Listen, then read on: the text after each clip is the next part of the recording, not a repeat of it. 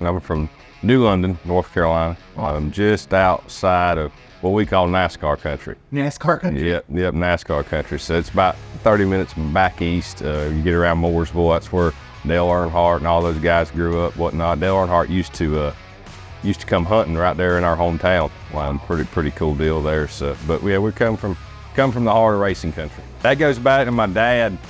His fault? Yeah, it's all his fault. His best friend growing up was a fellow named Dale Burleson. And Dale had a mini rod here recently called Hindsight Wee, and his father had a modified back in the day called I think it was just Hindsight.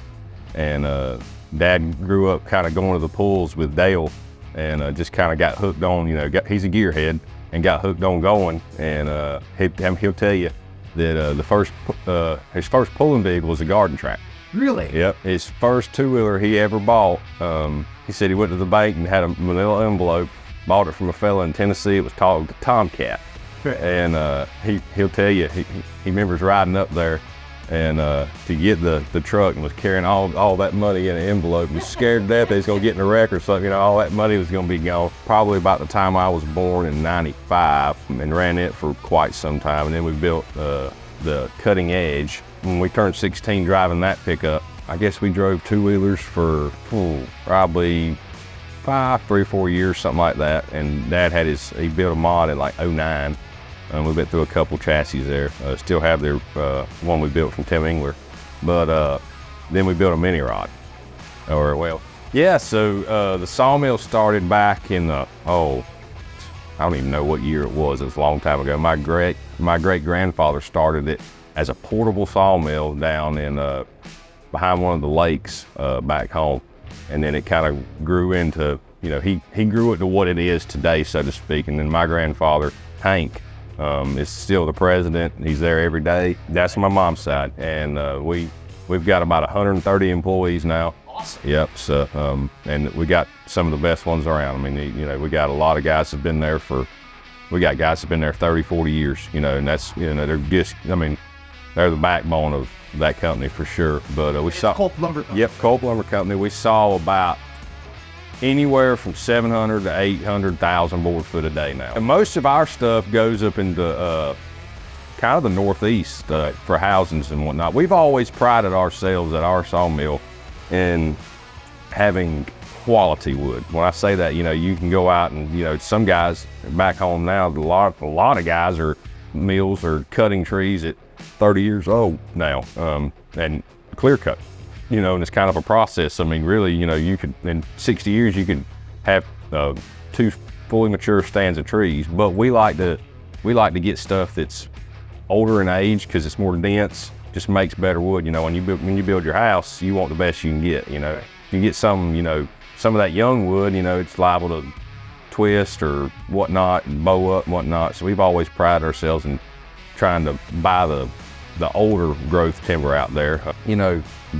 The tree deal, I tell everybody that's what, we farm trees, I mean, you're like I said, you're clear cutting, you plant it back the year after you clear cut, and then at about 15 years of age, you're gonna go in and thin those trees. When we say thin, you're gonna take out certain rows to get sunlight to the trees, to get them to grow. And then again, you might thin them again around 20 years old. And then at 30, you can cut them now. That's what guys are doing now. Like I said, we have a little bit of cattle. It's just, we only got about 150. We do a lot of hay, sell a lot of hay to customers around. My granddaddy that's his deal. He loves hay. And it's kind of funny. He's a John Deere man in and out. And when we told him we were buying a red Pro Stock, he was like, oh, well, we bought a mini rod from Max Smith, the Hawkeye Hemi. And my mom was not real big. When we started talking about it, she was not a big fan of it. And because she remembers mini rods from back in the day when they'd get wild, crazy, flip over and whatnot. We bought the tractor, and I think it was actually R.J. Simon, I think, had a truck going to Sassy Racing Engines or something in New Hampshire, and they put the chassis in the truck, and it went to Sassy, and they outfitted it, put the motor in it and everything, wired it all for us. And it came to our house, and I don't think Mom knew we had it for 6 months. She just walks in the shop one day, and we're all like, oh Lord, here she comes, and she walks around the corner, and she just looks at all of us, and we're all, just smiles. It's, But no, I drove it for the first time at a pull the Bargies had at like I think it was like a campground or something where they were the Ohio State benefit pull. And I remember going down the track. I think I got fifth, went like 275 feet or something. But that was like the most exhilarating ride. I got out of that thing. I told Dad, I said, we can sell those two-wheel drives today. I said, this is awesome. And Reese got to drive a little bit that year, Dad did. And so then the following year we built two more. Built the sawed off and cutting up, and ran those for 2 years, and had a pretty good success with them. Won the region championship that year with PPL. And then my sister drove the old Mike Smith tractor.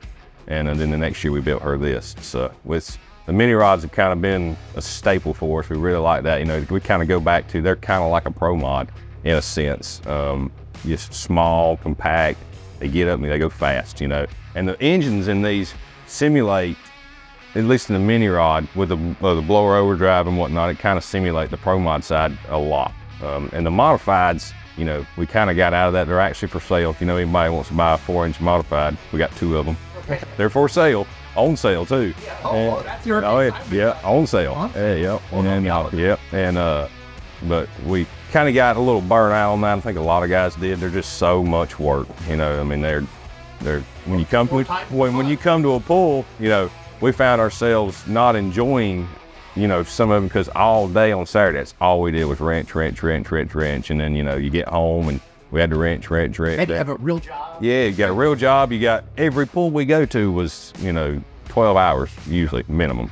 So that was tough. We get home on Sunday, we'd get it all out, go to work on it, and then, have it loaded up by Wednesday.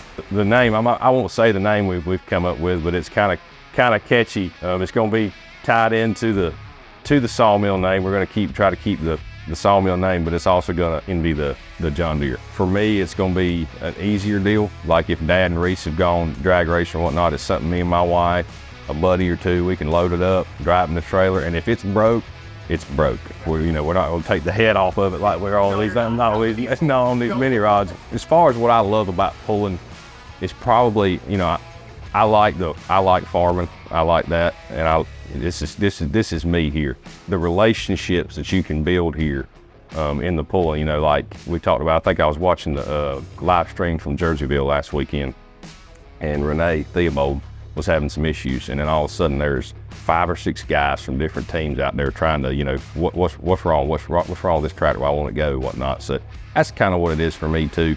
The family aspect, and everybody wants to win, but everybody wants to beat. Everybody wants to win when everybody's at their best too. It's in my blood. I've been doing it since I was born.